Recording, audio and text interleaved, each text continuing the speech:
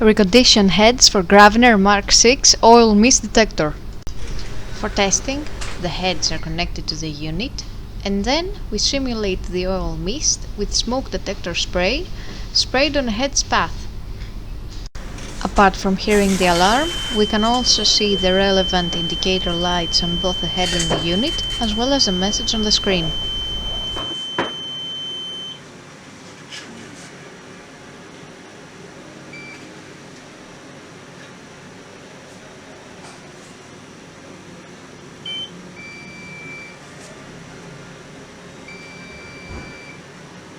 The same process is repeated for the second head.